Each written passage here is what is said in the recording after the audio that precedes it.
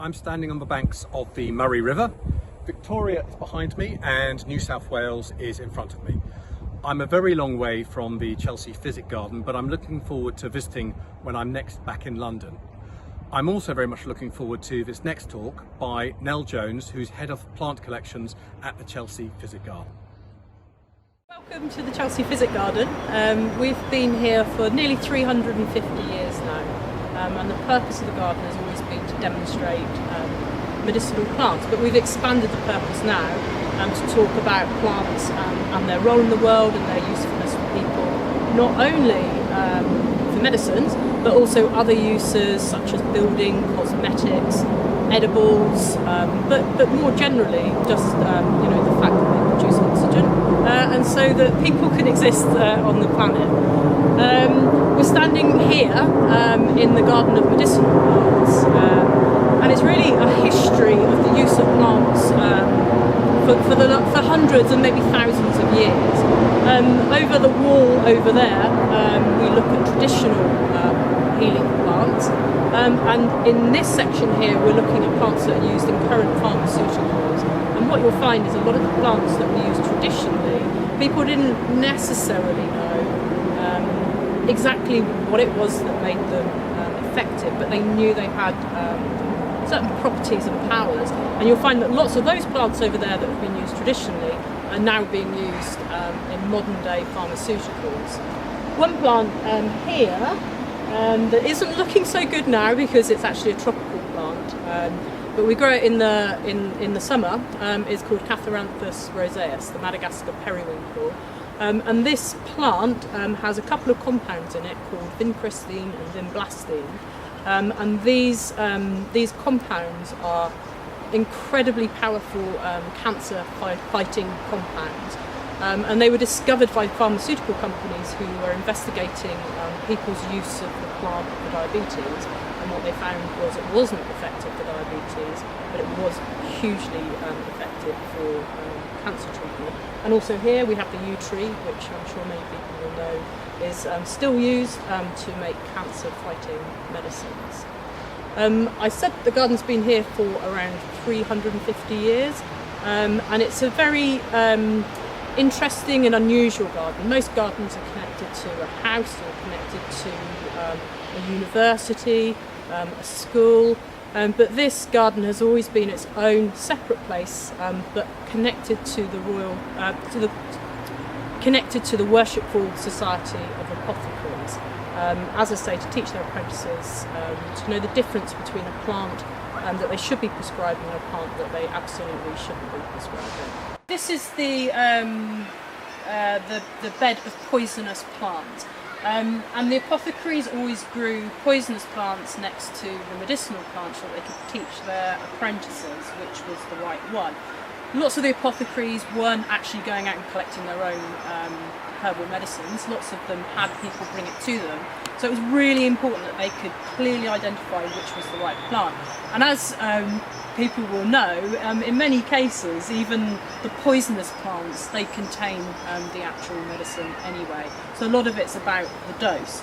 But they grew them together. So here we have Myris odorata, which is sweet Sicily, is the common name here in the UK. And this is Conium maculatum, which is hemlock. Superficially, they look very, very similar, but when you grow them together, you can see how very different they are. So the Myris never really gets much more than this high. This is an old Conium maculatum, which is hemlock, which is the thing that Sophocles had to drink to commit suicide. But superficially, they look very similar, but when you grow them together, you get to really know the differences between these two plants. We're here in the historic glasshouses that have been here since 1902, built by a reputable company called Foster and Pearson. These glasshouses have survived 2 world wars. During one world war, or the Second World War, the glass all got blown out of these glasshouses, and all of the tender plants got shipped down to Kew to preserve them whilst they reglazed the glasshouses. When the glasshouses got hit during the war and the glass was blown out, none of the, some of the cast iron snapped, and they said it snapped like carrots, but none of the rafters or bearers warped at all. So these glass houses, over 100 years old, and we're still using them in exactly the same way that we did back then. Some of the plants in here, they're all pelargoniums, and we grow them because we know we were growing them here in 1724, so it's like an historical collection. But it also shows the diversity of the plant forms and how plants have evolved and adapted to their different environments. Some of them, like this one here, Pelargonium cotyledonus, is a very, very rare and endangered plant from St Helena, and its common name on that island is Old Father Never Die, and you can see it's a very sort of gnarly, old-looking plant. But this is one of the reasons why our glass houses are important, so that we can grow these tender plants and talk to people about the conservation issues in the world today. Some pelargoniums also have been used traditionally in Africa, where most of them come from, for medicinal reasons, particularly for bronchial complaints.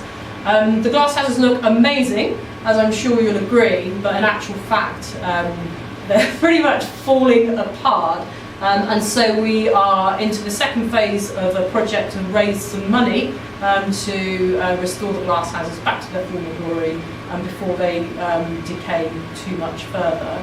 And you can find our website at cpghothouses.co.uk. One of the reasons the Apothecaries chose to site their garden here in Chelsea is firstly because it's right next to the river.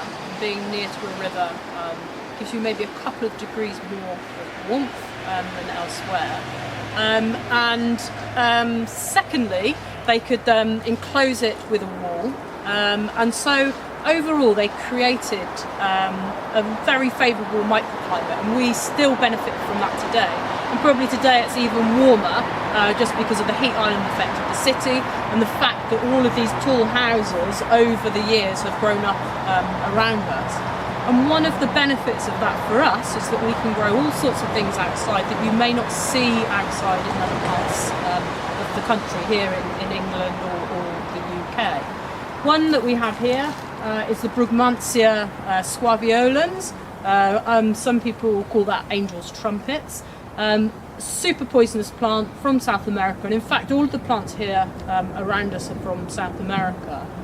Some people may just think of South America as being a hot country, but of course it has all sorts of different climatic conditions with mountains, and obviously the further south you go, the cooler it can become. So you can grow quite a range of things, but we can also grow things that are quite tropical, subtropical, like Brugmansia.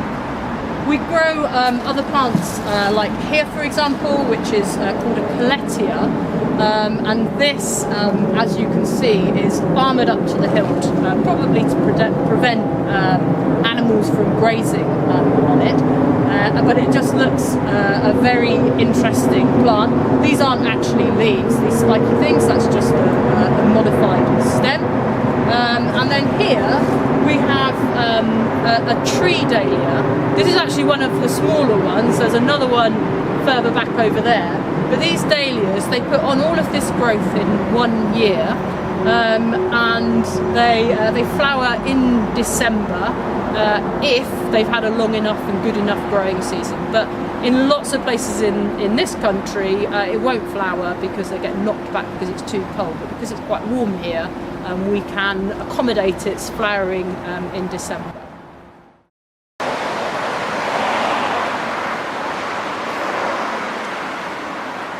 We're at the south end of the garden here, looking at the rather splendid Apothecaries crest, which has Apollo sitting on top of a wyvern, which represents sort of pestilence and disease that he's overcome, and then with a great big rhino on the top, and the rhino horn had reputed medicinal properties, and I think that's why it's there on the top.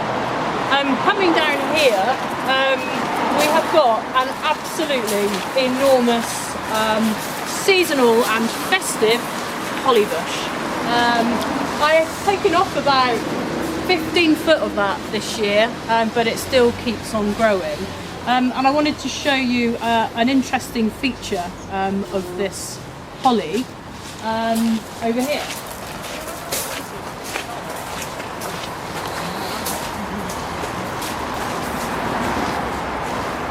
You can see the leaves here, where they are lower down, they're very spiky, and the reason for that is to stop the animals from eating them. But as you get higher up on a holly bush and some other plants, they don't really invest too much energy in putting those spikes on, and you'll just get more sort of regular type leaves without the spikes. Hollies are also dioecious, so they're either male or female, and the female ones have berries like this.